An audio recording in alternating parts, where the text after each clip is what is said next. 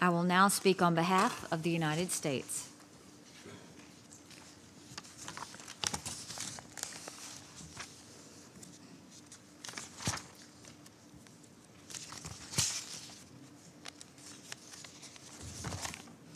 On behalf of the United States, Côte d'Ivoire, Equatorial Guinea, France, Sweden, the United Kingdom, and the Netherlands, I thank all of you for your briefings.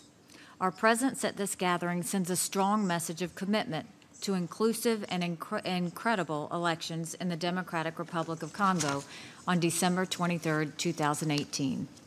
We have come together united in our desire to help the DRC advance their first peaceful democratic transition of power.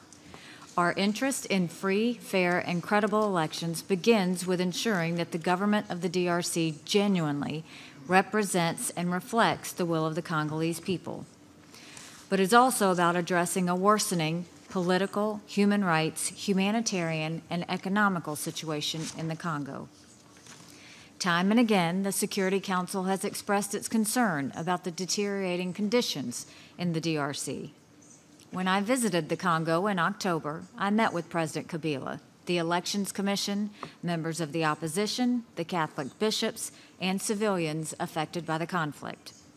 What they want from the international community, almost without exception, is help in moving forward with the elections.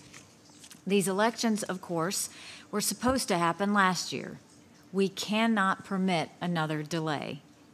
Those responsible for delaying elections cannot point to the lack of a roadmap for elections in the Congo, nor can they claim a lack of clarity on the roadmap's objectives. The December 31st political agreement, the DRC Constitution, and the electoral calendar set out a clear process. They affirmed and then reaffirmed that the DRC must hold elections this December 23rd, and that President Kabila cannot seek a third term. In a recent press conference, President Kabila himself referred a reporter to the Congolese Constitution when asked if he would run again. The Constitution is clear that that is not possible. Last week, an aide to Kabila acknowledged that Kabila will not participate in the December elections, nor will he seek to appoint a hand-picked successor. This is a welcome development, a significant step toward a peaceful transition of power in the Congo. With this critical commitment behind us, all interested parties can move forward to ensure that the December elections are inclusive, orderly, free, fair, and credible. To this end, the completion of voter registration on January 31st was a significant step in the right direction. It demonstrated the Congolese people's appetite for a vote, but there is still much to be done. Voter rolls must be scrubbed of deceased and fraudulent voters.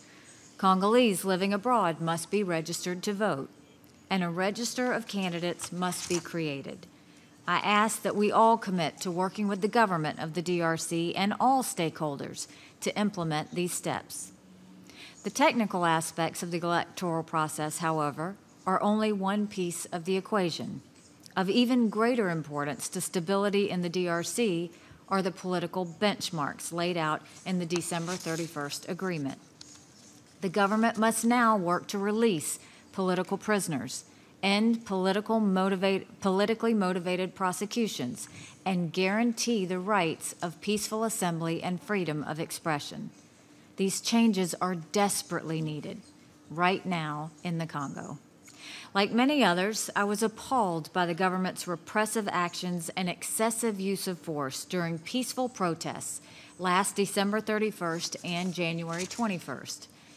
At least 13 people have died over the past 2 months, effectively because the government has refused to hold elections. This is completely unacceptable. The use of excessive force against civilians who simply want a say in determining their future is against everything the United Nations is supposed to stand for. That is, quote, respect for human rights and for fundamental freedoms for all, without distinction. We are very pleased to have the president of DRC's Independent Election Commission here today. I hope that he has addressed the concerns about the election planning and that we all move forward constructively. We are deeply concerned by the Election Commission's insistence on using an electronic voting system that has never been used in the DRC. Our understanding is that the Commission has never even tested this electronic voting system in the DRC, but plans to deploy this technology for the first time on Election Day. It should go without saying that employing an unfamiliar technology for the first time during a crucial election is an enormous risk.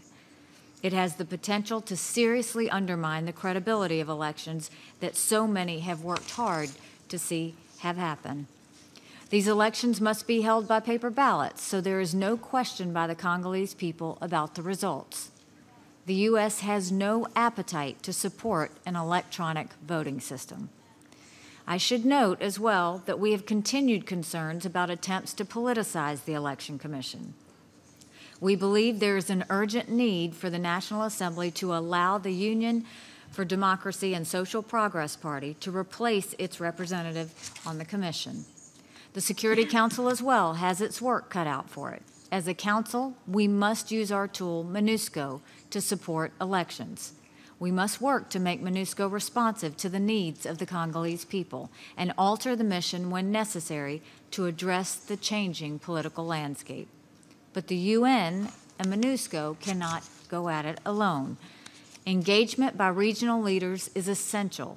We must all be serious about holding the DRC government accountable to its commitment to abide by the December 31st agreement, the Constitution, and the electoral calendar.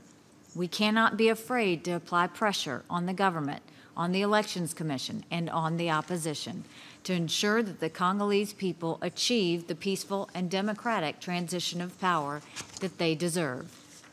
As we continue this discussion today, I ask all my colleagues to consider what more can be done to ensure that all the parties abide by their commitments. What we do here today and in the months to come will help the Congo realize its aspirations for a democratic future. This is its right. Helping to secure that right is our duty to the Congolese people. Thank you.